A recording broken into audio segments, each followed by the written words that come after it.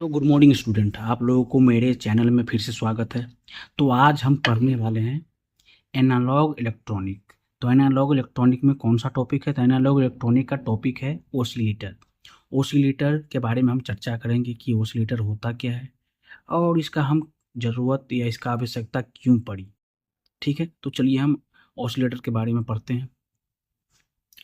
तो मैं आप लोगों को बता दूं, ओसिलेटर जो होता है एक ऐसा इलेक्ट्रॉनिक डिवाइस होता है जो बदलता है यानी चेंज करता है डीसी को एसी सिग्नल में। यानी डीसी वैल्यू को एसी सिग्नल में बदला जाता है। डीसी किसको कहते हैं? जो कांस्टेंट वैल्यू होता है। एसी किसको बोलते हैं? जो कोई भी वेव हो, जैसे साइनोसॉइडल वेव हो, स्क्वायर वेव हो, ट्रायंगुलर वेव हो, ये उसे बदलता है। ठीक है, तो यानी ओसिलेटर क्या होता है? जो डीसी को एसी सिग्नल में बदलता है। ठीक है, दूसरा क्या होता है? तो oscillator जो होता है वो यूनी डायरेक्शनल से क्या हो जाता है?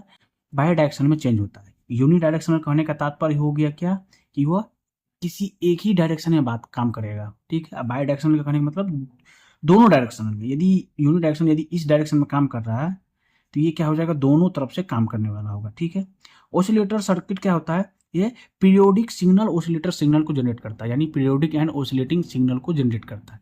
ओसिलेटिंग या ओसिलेशन जो होता है, ओसिलेटन क्या होता है? ओसिलेशन एक फ्लक्चुएशन होता है। फ्लक्चुएशन मतलब नॉइज हो गया या डिस्टोर्शन पैदा करना होता है। ठीक है, ओसिलेटर में क्या होता है? ओसिलेटर में एक पॉजिटिव फीडबैक होता है। तो यहाँ जैसा कि लिखे हुए हैं कि when positive feedback is applied to amplifier circuit is from oscillator circuit. कहने का तात्पर्य है यदि एम्पलीफायर सर्किट में पॉजिटिव फीडबैक लगा दिया जाए तो क्या होगा, या लगाते हैं तो क्यों हम लगाते हैं, इसका कारण क्या हो सकता है।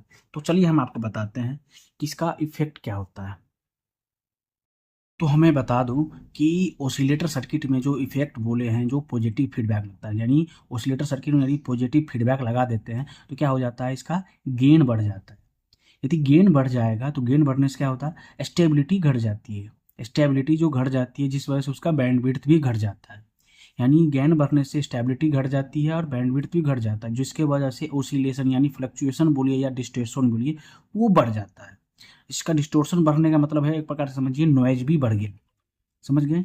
नॉइज बढ़ गया जिस वजह से क्या होता है? इनपुट इम्पीडेंस घट जाता है। इनपुट इम्पीडेंस घट जाता है किसका? पॉजिटिव फीडबैक लगाने से।